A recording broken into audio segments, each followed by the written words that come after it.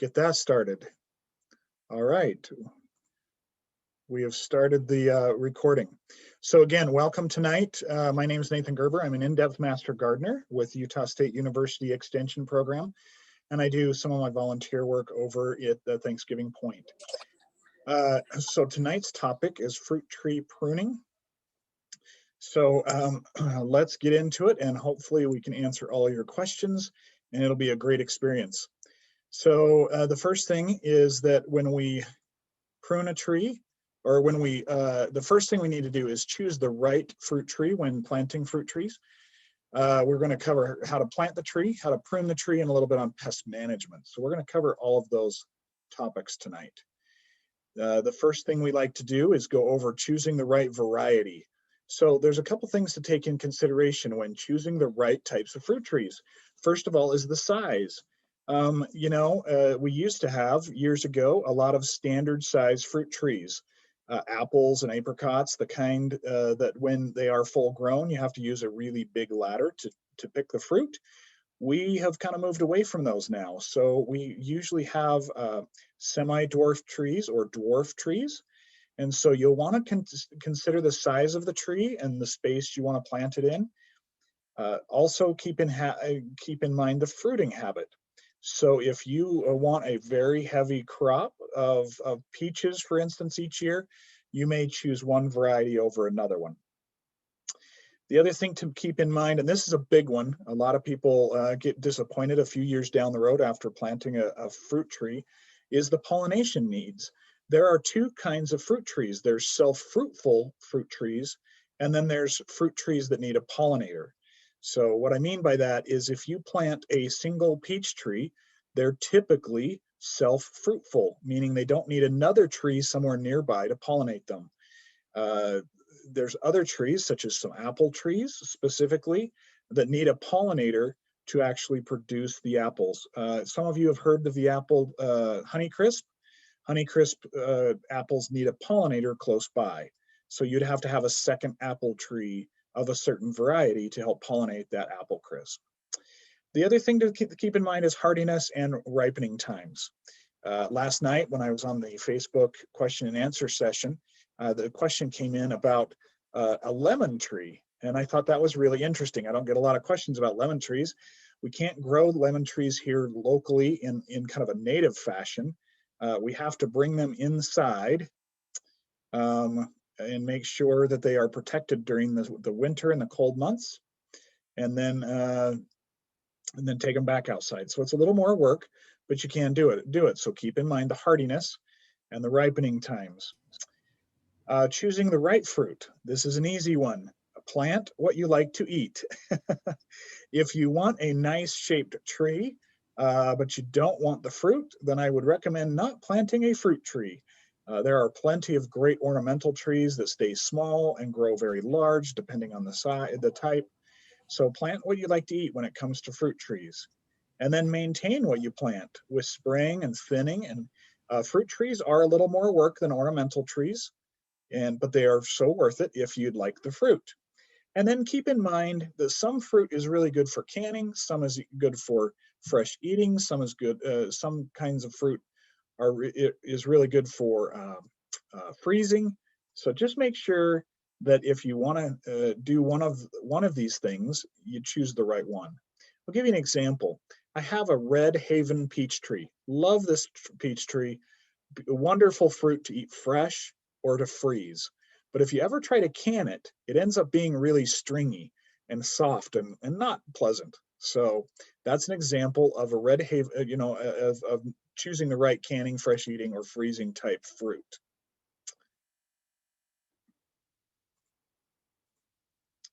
All right, let's also talk a little bit about how to plant a tree. I know this sounds like a simple thing, but we want to make sure there is a definite right way to plant a fruit tree. So the first thing you want to do is you usually pick up a fruit tree from the nursery. It might be bare root, or it'll probably have a pot with a root ball around it. You'll want to make sure to dig the hole for this tree twice the size in diameter as the root ball. But you do not want to dig it any deeper than the root ball. Do not dig it deeper. One of the biggest problems we have with planting of trees in this area is people will plant them too deep. You don't want to do that. So you dig the hole twice as wide as the root ball, and then you take the soil that you dug out of the hole and mix it 50-50 with, so the native soil with amendments like compost or some sandy topsoil or organic mulch, those kinds of things. So you mix it 50-50 and then use that to plant your tree. Again, keeping the root ball, the topmost roots of the root ball should be right at the soil line. Also at the bottom of the tree, as it meets the root ball, it usually has a little crook in the, a little swing to one side, a little twist in the trunk, especially on the brand new trees. That's a grafting union. They've grafted a fruit tree on a specific rootstock to make it work in this area really, really well. You want to make sure that grafting union is always above the soil line and never have that below the soil line. And then the last thing is just make sure to tamp the soil in so it's nice and tight. Don't compact it, but you do want to make sure it's nice and tight. You can stake the tree for the first year or so, as long as you remember to remove the stakes after that. And then just make sure to water it in. So those are some key things to remember when planting a fruit tree. I'm going to pause here for a second and see if there's any questions. I don't see any questions in the chat. Awesome. Thank you, Teresa. All right, so let's talk about pruning now. Pruning, the definition of pruning is you are removing a selected plant parts to produce a desired growth response. I know that sounds really funny, but that'll come into handy. That definition will come in handy as we discuss different things here. And what I'm going to teach you tonight is the basic skill set. The best advice I can give you when learning how to prune a tree is learn the basics like tonight, and then turn around and make sure to go out and try it, and make sure that you are getting the practice in.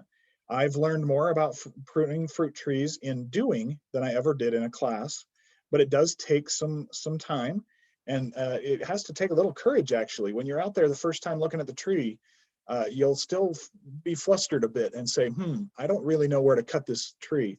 I promise it'll be worth it. Just go ahead and start, and you'll make sure that it'll work great, I'm sure. So just learn as you go. So there's a couple of key things that we want to do when we are pruning a fruit tree. The first is we are trying to improve the strength of the tree so it can carry the load of the fruit. I'm going to show you some pictures of trees that just couldn't handle the weight and kind of destroyed themselves. We also want to facilitate some kind of an operation such as harvesting or cultural. We want it to a certain shape, those kinds of things. I'll show you some pictures of those. And then you are adjusting or trying to control in some partial way the size and shape of the tree. Now, even though you can adjust the size of the tree by doing pruning, there are some limitations to that. You won't want to try to take a standard fruit tree and only make it 4 feet tall. That doesn't really work. So we're going to be talking about that a little bit. So let's cover each of these in detail. So how many of you have ever seen a picture or a tree like this, that after a certain series of events, whether the fruit was too heavy, a windstorm came up, it couldn't support the weight of the fruit out on the branches, and it split the trunk or broke off a branch? I've had this happen a few times. So, I mean, that just happens sometimes. But we try really hard to make sure not to let this happen through our pruning efforts and through our thinning of the fruit. So pruning can help avoid this damage and destruction of our trees. Or here's another example. Anybody seen this as you're driving down the road? Maybe this is your tree. I've had to do this on my trees too, where the fruit is so heavy on the end and the tree wasn't pruned quite the way it needed to be. And so we have a real problem with the weight of the fruit being too much for the tree to handle, and it bends the branches down. So we try to support it. This is okay in a very temporary situation, but we definitely don't want to be doing this over the course of a few years. It's not healthy for the tree, and it's excuse me, it's too much work for us. This is an older picture, but notice how these apple trees are shaped. They're shaped specifically for a harvesting process. So they're shaped just the width of where this machine can drive through and people can stand and pick the apples. So this is another way to prune trees. Not that this is what you would do in your backyard, but I just wanted to show it as an example of pruning can actually change the shape of the tree for certain reasons or harvesting issues. So be aware of that.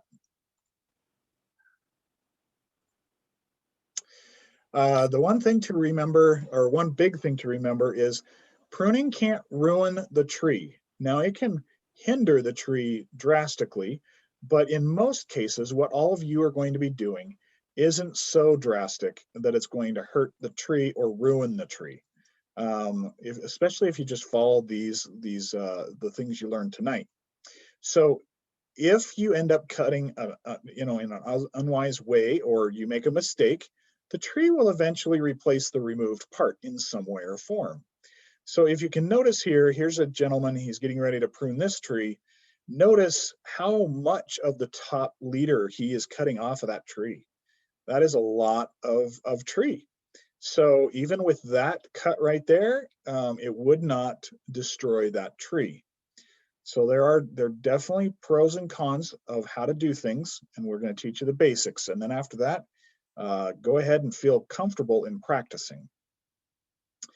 Now here is an example of some drastic pruning that was done on the apple tree. It will take years for this tree to recover, but I would never prune at this level. But I wanted to show this as an example of, I think all of us would agree this probably wasn't a good thing to do for this old tree. This tree started out like this. So here is this is the reason, or this is in the same orchard, so it might not be the exact same tree, but it looked like this. This is the reason why they pruned it all the way to this, because the branches, if you notice, are all pulling down to the sides.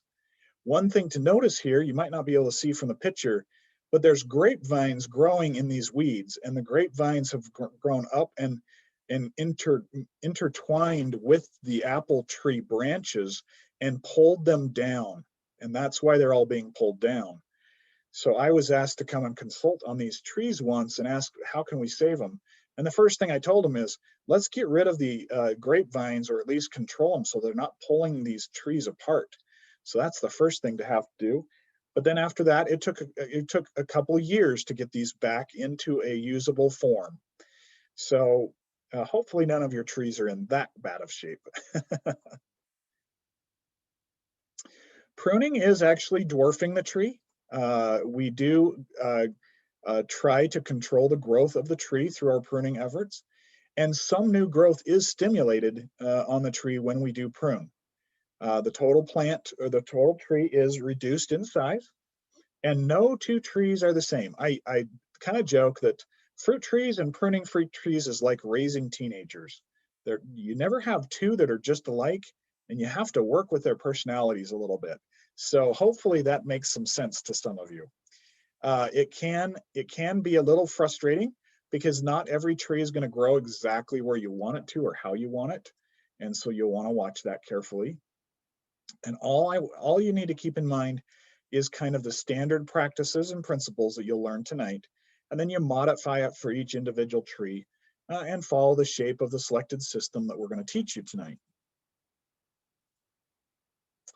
Now, when first pruning young trees, the point of pruning a young fruit tree is it should be moderate And the whole point of doing it is to try to develop a structurally strong, well-shaped tree that can handle the weight of the fruit.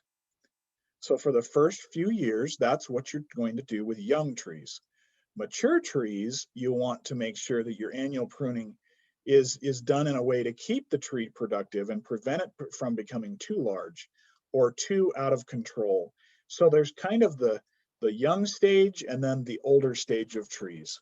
And you'll want to practice, use your pruning methods accordingly.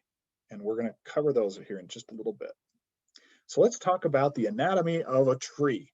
Nobody knew you were taking a biology class tonight, right?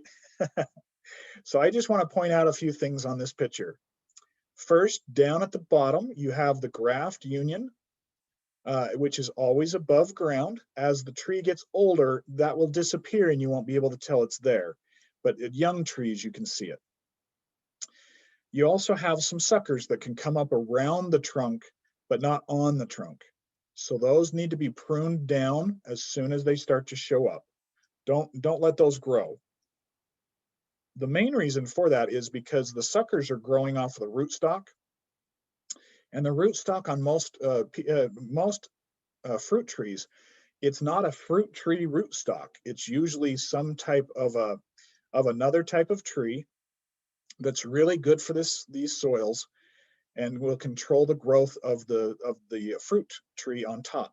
So you don't want to let those grow. That will actually end up killing your fruit tree. We have what's called scaffolds. The scaffolds are the main branches that come off the trunk. So if you look on the left side of the picture here, you'll see two primary scaffolds, three actually, all the way up to the top. There's a third one. But you have three main scaffolds, and they're strong branches, and the crotch angle from the trunk to the branch is a good, solid, strong angle. We'll talk about that a little later. These are the scaffolds. You want to make sure that you don't have any hanging branches like you see there on the right. And then the secondary scaffolds on the right there are the secondary branches that come off the main scaffolds. The other thing to notice is at the very top of this tree, we have a primary leader that was topped out, and then a side branch started to grow to try to be the top leader. We'll talk about top leaders here in a little bit. All right. Let's pause there and see if there's any questions.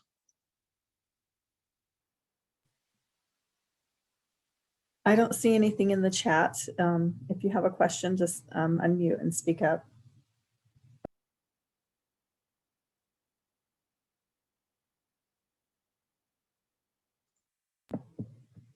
Sounds like we're good to move on. Okay, there is one question. It says, does this represent an apple tree? This is just a general picture of a just any tree. So there's primary scaffolds, there's secondary scaffolds, there's good crotch angles, there's suckers down at the bottom, there's water sprouts that come up on the tree, there's a top leader.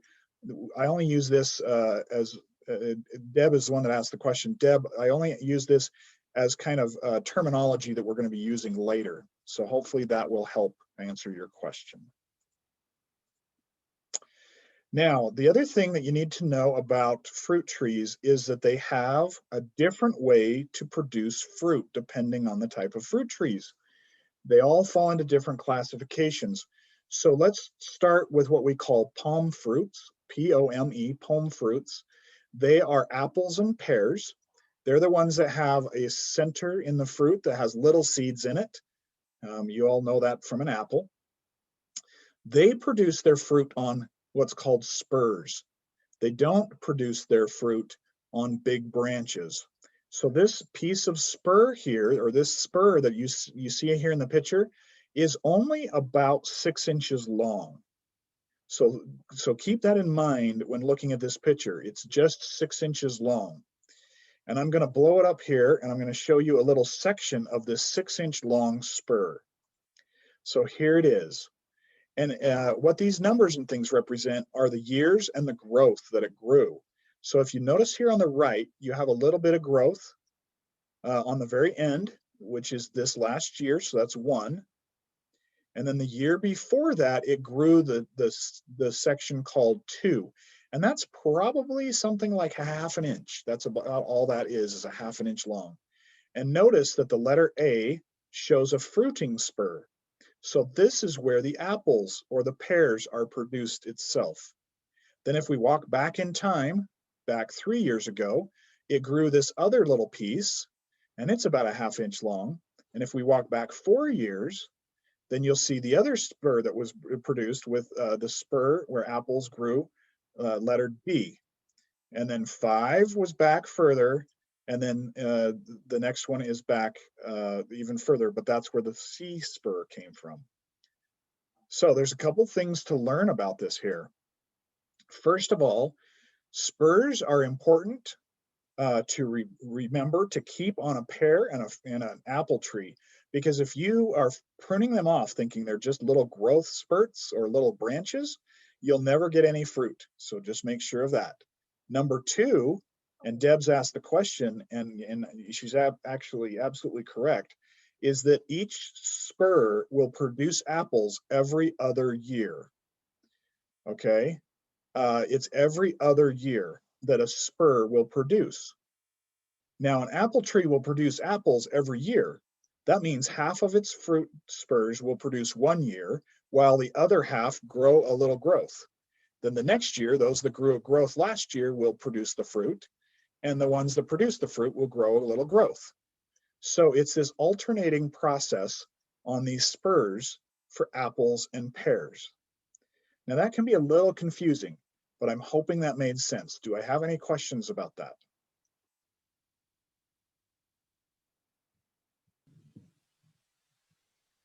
I don't see any. Perfect, thank you. All right, so let's move on to the next type. Now the next type of fruit tree is what's called a stone fruit tree. And a stone fruit tree is like a peach, apricot, plum, nectarine, those types of trees. And the way they produce fruit is they grow brand new branches this year that will produce the fruit next year. But once it's produced the fruit, it won't produce fruit ever again. It has to have new growth that grows on it to create new fruit. So you can imagine that a peach tree or an apricot tree can just get larger and larger as it grows new growth out on the ends of the branches, and that's where all the fruit will be. So we have to prune to keep the new wood growing in the area that we want it to.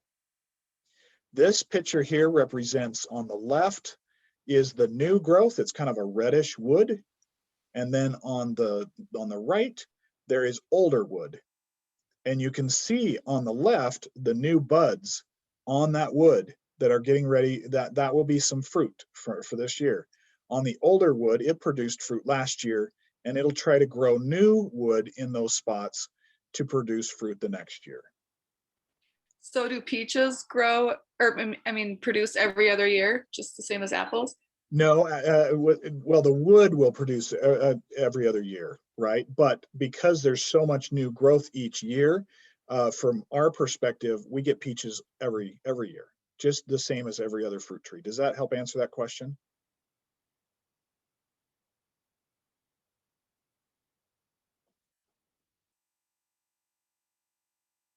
All right, let's move on. So let's talk. So, Debbie put a question in the chat. yes. Oh, okay. So Debbie, the we're going question to actually, is, yeah, okay. the question is, so please repeat how we should prune. Do we keep it small? I'm going to show you the actual pruning methods in just a second, Deb. Hang on, okay?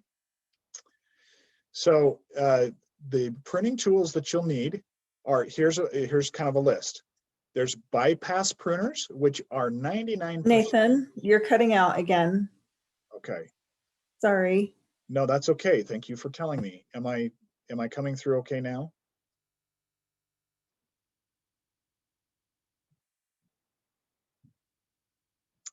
Am I coming through now? Yes, we can hear you. Okay, perfect. Thank you. The different types of tools that you can use are bypass pruners, which is about 90% of all the different pruning tools that we will have out there. We have anvil pruners, which you don't see very often, so we're not going to cover those. We have loppers, which are usually about 2 feet long and have the longer handles, where you can get a little bit of grip and you can get a little pressure to take off some of the larger branches.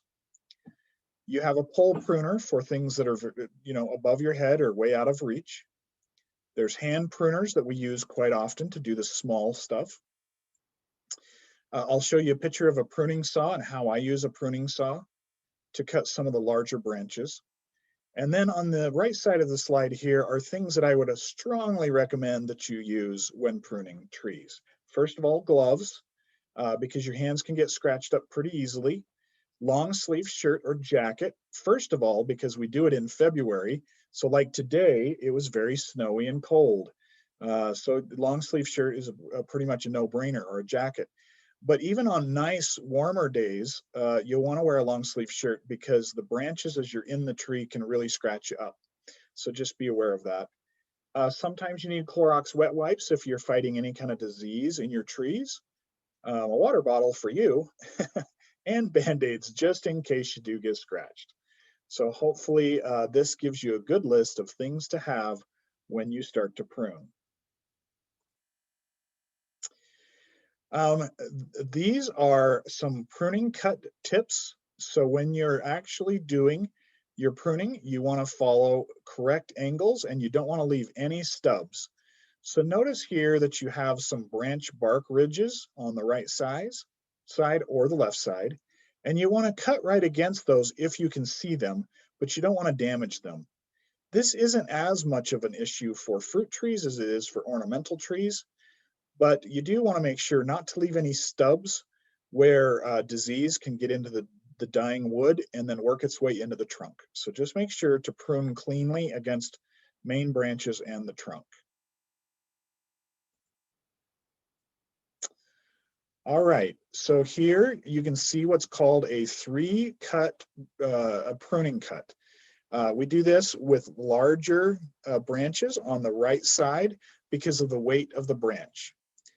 And I'm going to show you that in detail here in just a second. If you're cutting a small branch, you can just do it with a pruners and just lop them off in one cut.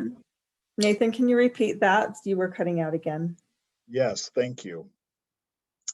So the small branches on the left, you can take off with one cut with your pruners. And on the right side, if they're larger branches that have some significant weight to them, you'll want to do a three-cut method. And we're going to be covering that here in just a second.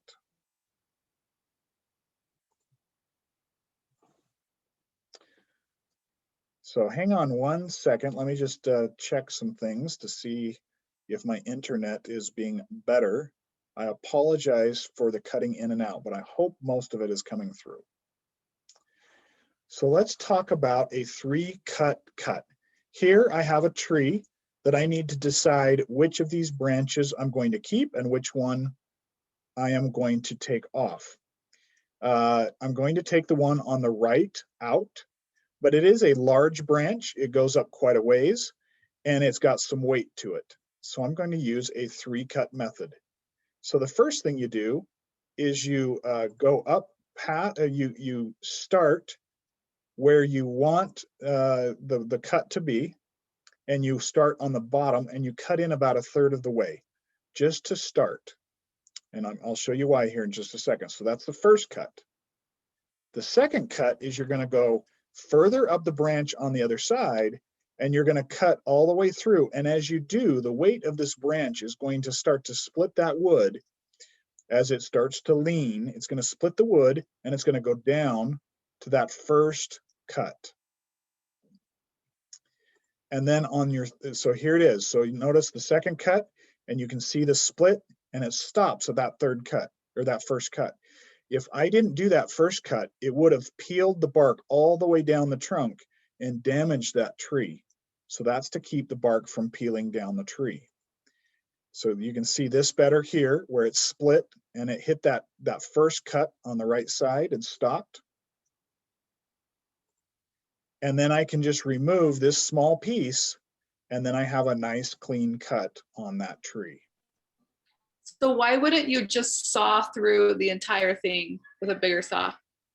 Well, I could do it with a bigger saw. It's not so much the saw, it's the weight of the branch. So as you cut down, that branch is going to start to peel away. And as it does, it's going to peel the bark all the way down the side of the trunk.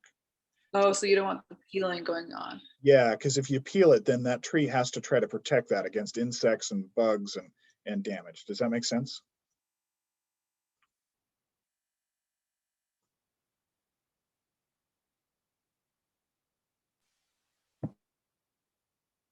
All right. So when pruning a tree, you want to make sure to clean up the tree and you let the light in. Those are the principles. So now we're going to get into the actual details. So when you clean up the tree, you want to remove the following first: any dead, diseased, or broken branches, any water sprouts or suckers like we talked about with the picture, branches that rub or cross, and weak, drooping, and unproductive branches. So this is part of the cleanup. The other part is letting the light in. So we also want to remove branches. After we've cleaned it up, we want to remove any branches that compete with other branches for light, and any branches that shade the center of the tree. And I'm just going to show you some examples here in just a second. So here is a mess. Here is a mess of a tree. Where would you even start? Well, we won't take time to actually go through all of this, but as you can see, the older the tree gets, the more gnarly the branches can be in a fruit tree, and you just don't want to leave it. So starting as young as you can is the most important thing to do, and work on these pruning principles. So there are two different systems you can use in your home orchard. One is called a center leader system, and one is called an open center system. Because of it being complicated, we are not going to talk about the center leader system. We're going to use the open center system for all of your fruit trees, and that should help you a ton. That way I can cover one, and you can use it on all of your different fruit trees. But just to show you, this is what a centered leader would look like. What it does is it grows a center leader up the middle. You have scaffold branches that go out to the different sides. Then it has about a 3-foot growth, and you have two more the primary scaffolds. It has another 3 feet of growth, and then you have some more primary scaffolds, and so on as you go up the tree. This again is called the center leader tree training system. We're not going to be covering this one because I want to keep it as simple as possible for you. So the open center system is really what we do for all of the trees in our yards. It is a single trunk up to 30 inches high.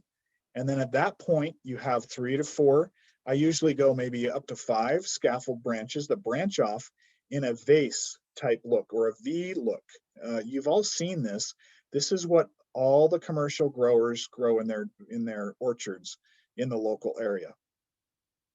And then after the scaffold branches, the middle of the tree is cut out so that it opens up the center, and it's that vase look. So your scaffold branches go out to the different sides, and the middle of the tree is open. So the characteristics, again, I've covered this. Let's go on to the next one. You want to make sure you have good crotch angles. There's usually somewhere between 40 and 90 degrees to the trunk. You also want to make sure that it's a vase look, like I've said, and I'll show you some pictures. And what this allows is it lets the light penetrate in the middle so that the fruit can get the light and it can ripen better than having a lot in the center. Okay, so let's talk this through a little bit. And I can always back up and do it again. I just want to make sure you get it. So here's a brand new little tree. You can see the graft union down at the bottom. It has a center trunk, and it just was planted like last year, and it got some growth, right? So this is about 18 inches off the ground. You can go up to about 3 feet. Nathan? Yes. Yeah, we lost you. Okay. Am I back now? You now. Am I back? Yes, Nathan. Okay, thank you. So this is the center trunk. It can go up to about 3 feet, but this shows about 18 inches. And you notice that we've got some scaffolds off either side. And so we're going to cut the center leader out to promote these scaffolds off to the sides.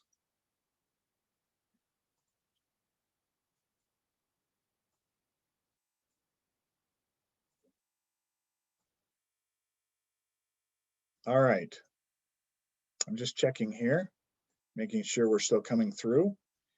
So the first cut we're going to make after this tree has grown for at least a year is right here. We're going to take the center out. I'm going to show it. Here it goes.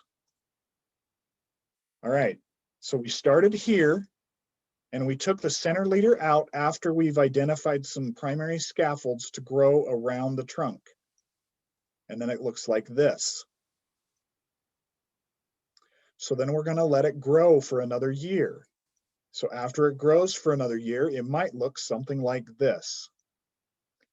And now you can start to see the scaffolds as they're starting to branch out all the way around the tree. So we do a little bit of pruning, we clean it up. The next year, it's looking more like this. So now the scaffolds are actually starting to really develop nicely.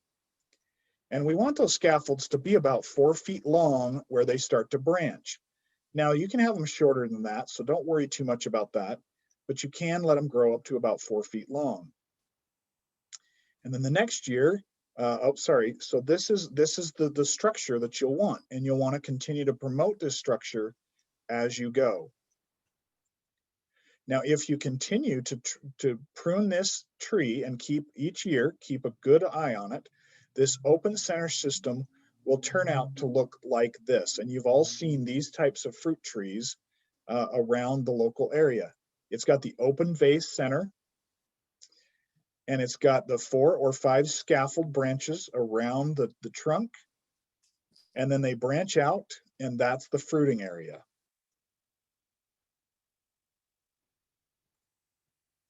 So here's an example of a small peach tree. It's probably 2 years old, and you can see it had a lot of really great growth last year. And so we need to now clean it up. It already had the middle, the center leader cut out last year. Notice where it ends, and you can see that the scaffold branches, it looks like there's 4 of them or so, that open up into a vase shape. So now after it's grown a little bit, we're going to prune it, and we're going to clean it up and get it ready for this year. You'll see there's a lot of little branches hanging down, a lot of weak things there. We want to really balance this tree out. So here it is before we prune, and here it is after we prune. So let's go back and look at it again. Here it is before we prune, a lot of really long new growth, and here it is after we prune. So I'm going to pause there and ask, do these pictures help? And am I making sense to everybody? Yes, and you want this done in February? Yes, all your fruit trees need to be done in February or the very first week in March, just because we want to get it done before the buds start to form on the trees.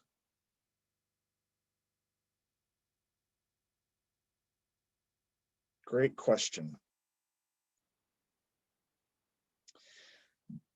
As we do this in the first couple of years, we also don't want to let any fruit form on the tree. We need all the energy that the tree can provide going into the structure of the tree. Nathan, you cut out Nathan, again. yeah. Okay. Thank you. So I was just saying, hopefully you can hear me now. Yes, we can. Awesome. And so then what we have is we have this tree is going to do its very best and put all of its energy into making sure that it grows really nice branches. It's not going to produce any fruit. If it does produce any fruit, you need You're to. out again. Yeah. Am I there now? Nathan? Yeah, you're here now. Okay, I so apologize. I've turned my video off. Thank you for that suggestion, Deb. If fruit forms on the tree in the first 3 years, you want to twist the little fruit off when they're about the size of a grape. Don't let any fruit form on the tree the first 3 years so that it can put all the energy into the branches. How long did you say to do that? How many years? 3 years, the first 3 years. So there was a question, did you just snip off the length of some of the branches or did you remove the entire branch where needed? So in this particular case, we just brought the branches back, snipped off the ends, kept them within a good length, and let them put the energy into strengthening those scaffolds. And that's typically what you would do once you start to identify the scaffolds.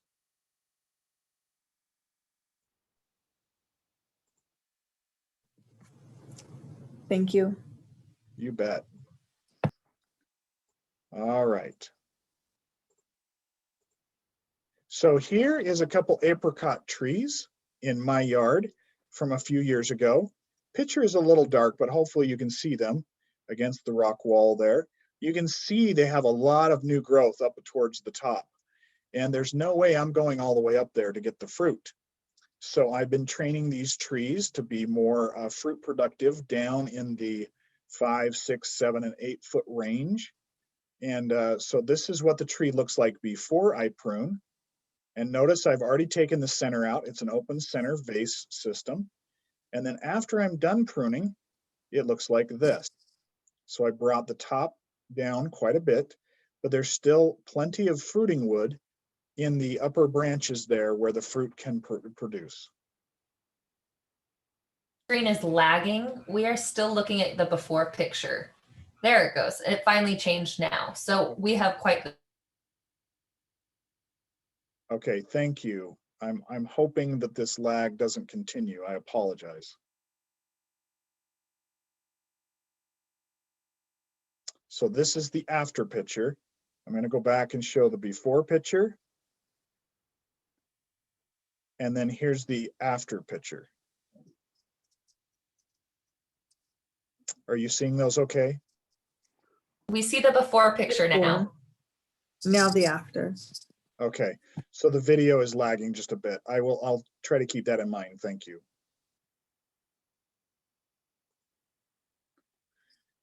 So here is 2 of the trees side by side, so you can see them. The one on the right has been pruned. The one on the left has not been pruned yet. You can see all the new wood that'll need to come off of that tree this year. I have a question. Yes, Jamie, go ahead. Is it possible to get an open center format after it's established, like 5 or 6 years? Yes, I have a couple apple trees that I started with the center leader system and grew them that way for several years. And so I've had to take some of the bigger branches out of the middle of the tree over time. It's taken me about 3 years to adapt that tree to the open center system, but it can be done. So you just do it little by little? Yes, one thing about pruning fruit trees is you don't want to take more than a third of the main part of the tree out in any one year. You want to only take about a third of the tree out for older trees. So Deb asked a question there in the chat. Okay. You brought in the length 4 to 7 feet, and will new branches grow within that height for the new fruit? Yes. So if you're doing this properly, then the branches that are between 4 and 7 feet will have new wood grow on them each year. So that's a great question.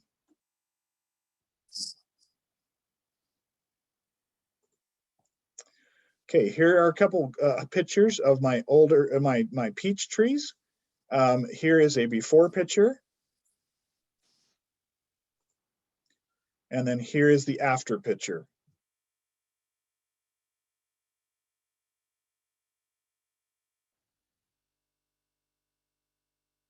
So let me go back to the before picture.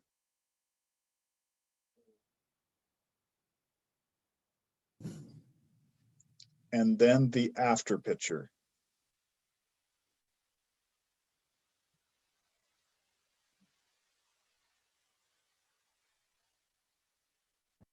All right. Here is an apple tree. As you can see, it has quite a few scaffold branches down at the bottom and quite a bit of growth on the top. I want to control the size of this tree and keep it within the same size as my other fruiting trees. So this is the before picture. And this is the after picture.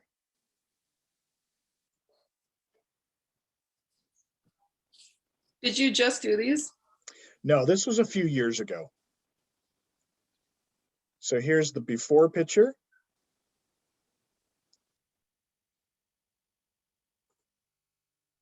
And here is the after picture. Notice there's snow on the ground. Typically, I am pruning trees in snow every year. That's just the way it goes. All right. We talked a little bit about crotch angles. The one on the left is a good crotch angle on the branch to the trunk. It's good and strong. The one on the right is less than 40 degrees and it's not strong. It looks like it might be stronger, but if you look at the picture, there is bark against bark in the middle all the way down. And so that branch isn't very thick. It's not very strong. And it starts a groove, which will naturally create a break. So you want to make sure to have good, strong crotch angles in your branches. When they're very young, you can create a good branch angle by using something like a clothespin and pushing the green growth down. But this only works when they're very young. So be aware of that. That's kind of a neat little trick to do for very young trees. As the tree gets older, you'll need to use spreaders. And these spreaders are easy to make. You just take a piece of 2x2 or 1x1 lumber, cut it to the length that you want, and then drive a nail in each end, and then cut the head of the nail off so it makes a sharp point. And then you can jab the sharp point into the branches and into the trunk and spread the branches out. Poking a tree like this with a nail doesn't hurt the tree, but you don't want to tie anything around the branch. That can hurt the tree.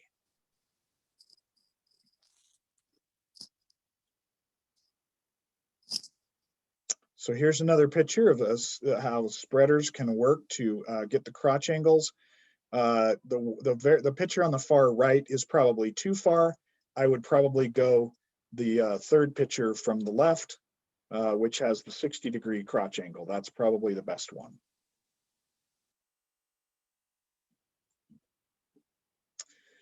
Remember, as you prune trees, especially fruit tree, there is no wrong cut. The only wrong cut that you could have is right down at the base, one cut and the tree falls over. So please try not to do that one unless absolutely necessary. So that's one thing to remember. The other thing to remember is to work with the tree and decide what stays and what goes. And then just use these techniques to keep it healthy and strong, but don't be afraid. Have fun, learn as you go. Now, this information that we've covered so far tonight, there is a lot to this, and I apologize for the internet cutouts. Here are a couple resources that you can refer to. They should be in your presentation file that I sent all of you via email. And I will put up here my email address so that you can email me with questions. Now, one of the things we're going to do, well, first off, let me ask, are there any other questions? What can I answer for you? I have a question, if that's Yes. okay. Sure. How does this information change with fruit cocktail trees? Because I have a tree that has, I think, 4 different varieties on it. And I've thought about doing that center open option. However, one of the varieties goes straight up the center. So do I treat each branch as like its own tree, or yeah, how does this change for that? Okay, so let me, without seeing the tree, I can give you a few pointers. I'm assuming that the other varieties of the fruit on that tree are the scaffold branches, right? So you can understand how to do those. Am I understanding that correctly? Yes, if I think I'm understanding you correctly. Exactly. Exactly. It's all about clear communication. The second thing is you have one of the varieties that grows up the center, creating a center leader. So you're not going to want to cut that out of the center, but you are going to want to thin that out a little bit, and so that some light can get between the center leader and the scaffold branches. You'll want to balance them out the best you can, and you want to make sure to do this carefully. It's one of the unique challenges of having more than one type of fruit in a single tree. They're great to have, but it does create a little bit of uniqueness around pruning your tree. So don't cut the center leader out, treat it as another scaffold branch, and try to just open it up the best you can without taking that center leader out.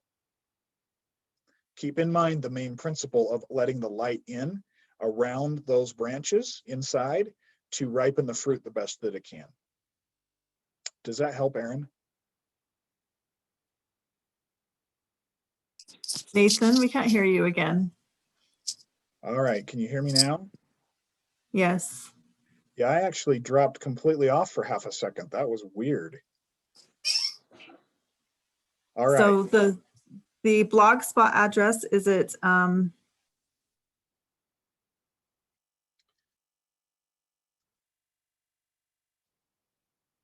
I still presenting? No, we can't. I see the screen. Okay, let me share my screen again. The blog spot address isn't nearly as important as my email address, so make sure to get my email address. So was it gerbersgarden.blogspot.com? Yeah, no, it's Gerber's. Yes, thank you. gerbersgarden.blogspot.com if you want to look at Okay. the blog. But again, my email is the most relevant one.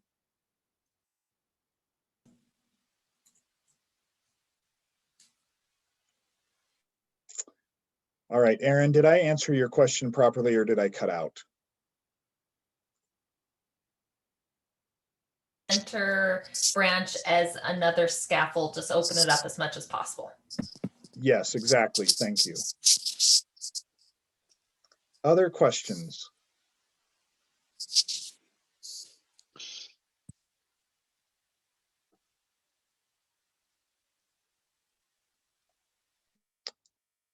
Okay, if there's no other questions, here's the most important thing I can share with you tonight. I hope you can hear me. You can hear me, right, Teresa?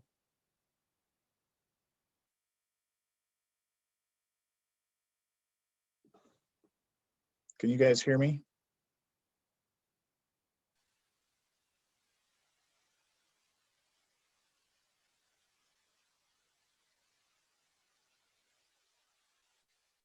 Checking to see if anyone can hear me.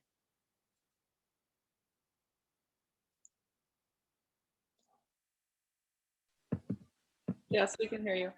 Okay, perfect. Thank you. So the most important thing I can share with you tonight is with you all here on the call, I want to offer you a hands-on learning session. You are all invited to join me at my house this Saturday at 10 a.m.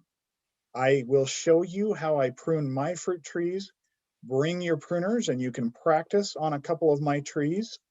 And I want to make sure to answer your questions and give you a little bit of time to where you can really see it in action. So this is what I need you to do. If you are interested in taking on that opportunity, would you please email me at gerber.nathan@gmail.com and tell me that you will be at my place this Saturday at 10 a.m. and I will give you the address via email. This video will be posted on the city website, and so I don't want to give you that address to be publicly available on the city website. So, but I will send you my home address, and you can join me Saturday morning at 10 a.m. for a couple hours, and we will prune trees together. Does that sound good to everybody? As That long as we sounds get to come to awesome. my house next. We'll Yeah, do a show me how to sharpen my pruners. yeah, we'll do a traveling pruning show, right? Yes. I think once you see what I've been talking about, it will make all the difference in the world, and you'll be able to go and prune on your trees. So again, please make sure to email me at gerber.nathan@gmail.com, and I will send you my address, and I will see you on Saturday at 10 a.m. It will be awesome.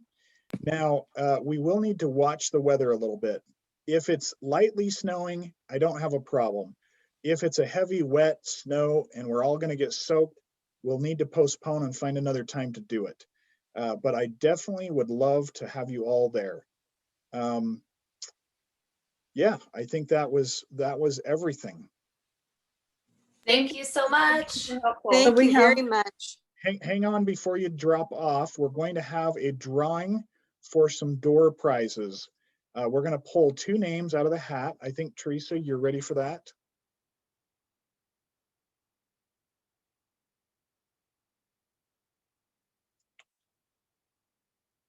You guys, am I still with you?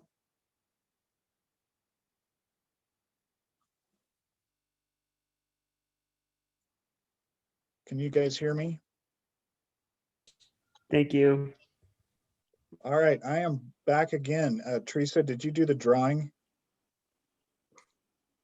She did. Yes, I Awesome. did. Thank you. I did. Deb and Cameron are our winners. Awesome, fantastic. We'll get you your door prizes. Everyone, thank you for your patience tonight. We will see you on Saturday. Enjoy the weather. We'll talk to you later. Thank you. Thank you. Thank you. See you next month.